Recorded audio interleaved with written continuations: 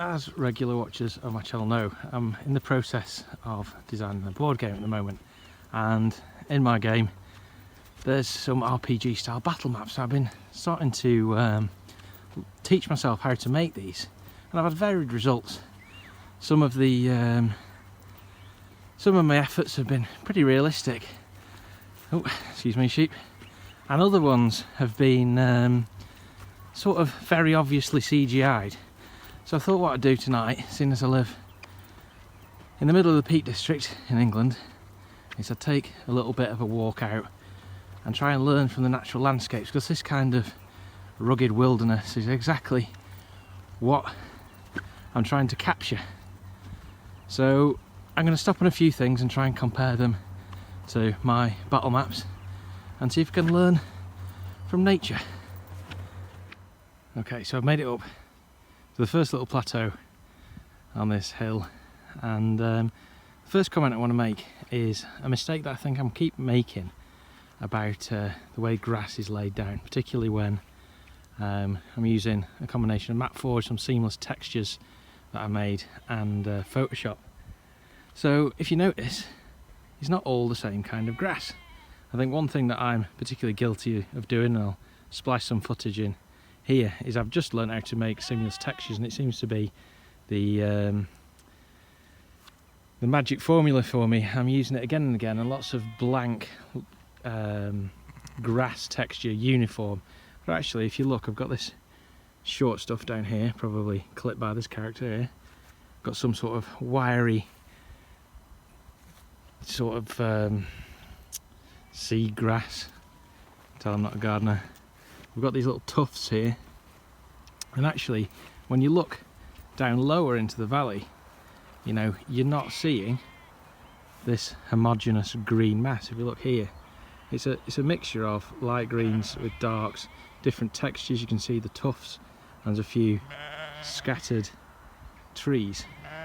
That's Kinder over there, by the way. Peak District's only mountain. So I think that's my first mistake that I'm making, is just using homogeneous grass texture. So I'm going to try and adjust that, and I'll show you some results at the end of this video.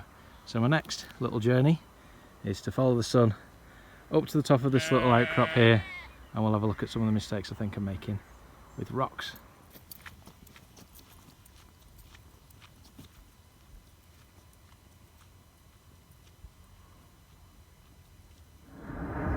So we've gained a bit of height now, as you can probably be hearing from my heavy breathing, but this little hill in the peaks is actually a good place to learn about my next bit, which is talk about how we're laying down rocks. This area was actually mined and quarried, and you can see this little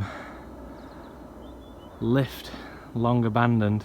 So we're going to head up here onto the tops, see some of the faces that were quarried, and hopefully see some natural way that rocks are strewn about to try and gain some inspiration. So on we go.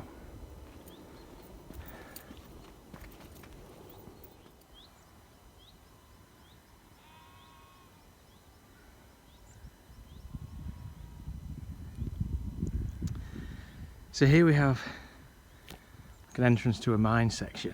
Quite a lot of this has been blocked up now. You can imagine this would be exactly the kind of place you might have a D&D encounter.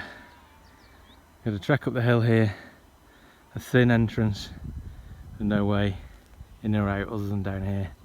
At one point this is obviously a man-made structure.